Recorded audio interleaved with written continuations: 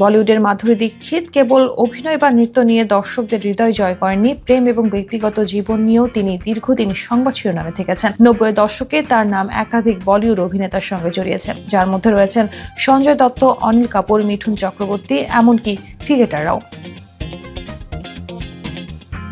1984 সালে টলি অভিনেতা তাপস পালের সঙ্গে অবোধ নামের একটি হিন্দি ছবির মাধ্যমে ক্যারিয়ার শুরু করেন মাধুরী। রাম লক্ষণ, তেজাব, বেটা এইসব সুপারহিট ছবির জুটি অনিল কাপুর ও মাধুরী দীক্ষিত।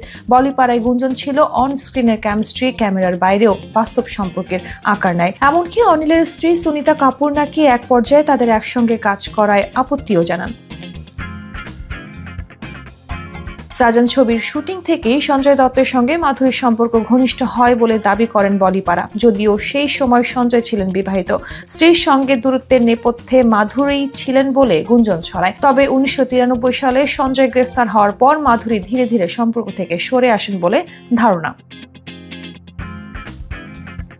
এরপর জ্যাকি শ্রফের সঙ্গেও প্রেমের গুঞ্জন শোনা যায়। ত্রিদেব, লজ্জা, উত্তর দক্ষিণ এই ছবিগুলোর মাধ্যমে জ্যাকি শ্রফ ও মাধুরীর অনস্ক্রিন রসায়ন দর্শকদের নজর কাড়ে। সে রসায়ন বাস্তবেও প্রেমের রূপ নেয় কিনা সে প্রশ্ন নিয়ে কানাঘেঁষা চলতেই থাকে।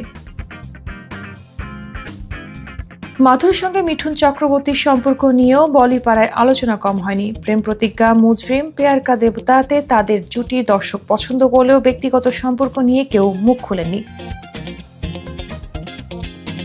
যদিও এই সকল সম্পর্ক আজ শুধুই অতীতের স্মৃতি। 1999 সালে চিকিৎসক শ্রীরাম নেনেকে বিয়ে করে মাধুরী দীক্ষিত গ্ল্যামার দুনিয়ার বাইরে এক স্থিতিশীল জীবন করে তোলেন। এখনও তিনি রূপালী পর্দায় এবং বাস্তব জীবনে এক অনন্য তারকা।